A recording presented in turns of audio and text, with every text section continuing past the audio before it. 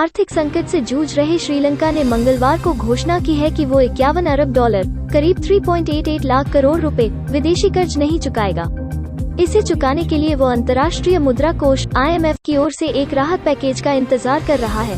श्रीलंकाई central bank के governor P Nandlal Weerasinghe के मुताबिक विदेशी कर्ज के भुगतान को अस्थायी तौर पर रोकने का फैसला लिया गया है। वीरसिंघे ने कहा, देश के लिए कर्ज का भुगतान करना चुनौतीपूर्ण और असंभव है। इस समय यही सही फैसला है। वित्त मंत्रालय ने कहा कि कर्ज देने वाले देश और दूसरे कर्जदाता उससे मंगलवार दोपहर से अपने कर्ज पर ब्याज ले सकते हैं या श्रीलंकाई रुपए में कर्ज का पैसा वापस ले सकते हैं। हमारे पास सीमित विदेशी मुद्रा भंडार ही बचा है, जिसका इस्तेमाल हम ईंधन जैसी जरूरी वस्तुओं के इंपोर्ट के लिए करेंगे। इसका मतलब यह हुआ कि श्रीलंका अब डॉलर में भुगतान करने की स्थिति में नहीं है। श्रीलंका में आर्थिक संकट गहराने के साथ साथ लोगों को विरोध प्रदर्शन उग्र होता जा रहा है। दूसरी तरफ सरकार भी प्रदर्शनकारियों के खिलाफ बल प्रयोग कर रही है। सोमवार को राजधानी कोलंबो में विरोध कर रहे सैकड़ों छात्रों पर आंसू गैस के गोले दागे। ये छात्र श्रीलंकाई संसद की तरफ मार्च कर रहे थे। श्रीलंका के प्रधानमंत्री महिंदा राजपक्षे ने ऐलान किया है कि वो किसानों के लिए फर्टिलाइजर सब्सिडी को फिर से बहाल करेंगे।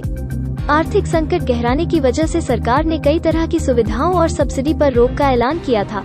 राष्ट्रपति गोटबाया ने संयुक्त गठबंधन वाली एकता सरकार के लिए 11 दलों के गठबंधन से बात की। इस बैठक में प्रधानमंत्री महिंदा राजपक्षे को हटाने और नया मंत्रिमंडल गठन करने पर चर्चा हुई। हालांकि यह बैठक बेनतीजा की खत्म हो गई। विपक्ष सरकार पर तंज का कोई मौका नहीं छोड़ रहा है। विपक्ष के नेता साजिद प्रेमदासा का आरोप है कि लोगों ने राष्ट्रपति को अपनी जरूरत पूरा करने के लिए पूरा समय दिया था, लेकिन उनकी आर्थिक नीतियों की वजह से परेशानियां और बढ़ गईं।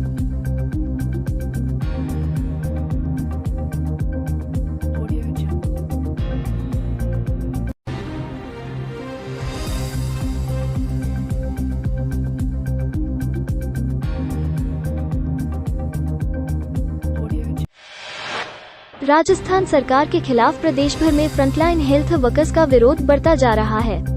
मंगलवार को चो कोविड हेल्थ कंसल्टेंट और चा कोविड हेल्थ कंसल्टेंट के समर्थन में जयपुर में राज्यसभा सांसद किरोड़ी लाल मीणा ने शहीद स्मारक पर धरना दिया।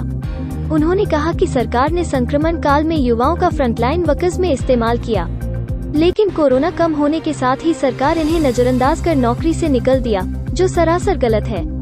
ऐसे में सरकार को इन हजारों युवाओं को संविदा कैडर 2022 में शामिल कर इन्हें रोजगार देना चाहिए।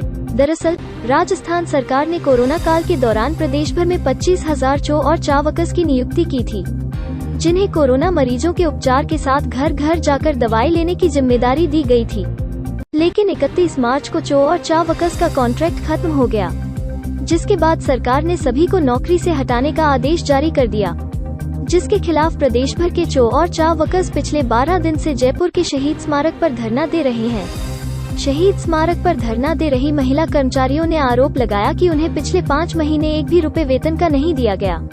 वहीं 31 मार्च को सरकार ने बिना पैसे दिए एक तो हटा दिया और ऊपर से बकाया पैसे भी नहीं दिए, जिसकी वजह से 2 वक्त की रोटी का जुगाड़ कर पाना भी मुश्किल हो रहा है। ऐसे में जब तक सरकार हमारा बकाया वेतन देकर हमारी मांगों को पूरा नहीं कर देती, हमारा विरोध जारी रहेगा। बता दें कि प्रदेश भर से चो और चा वर्कर्स 1 अप्रैल से जयपुर के शहीद स्मारक पर धरना दे रहे हैं। इनमें से कुछ प्रदर्शनकारियों की तबीयत भी बिगड़ी चुकी है, जिन्हें हॉस्पिटल में भर्ती करना पड़ा है, जिसके बाद से ही बीजेपी के कई आला नेता भी चो और चा वर्कर्स को फिर से रोजगार देने की मांग करने लगे हैं। ऐसे में अब देखना होगा सरकार प्रदेश भर में युवाओं के इस बढ़ते विरोध को काम करने के लिए क्या कदम उठती है।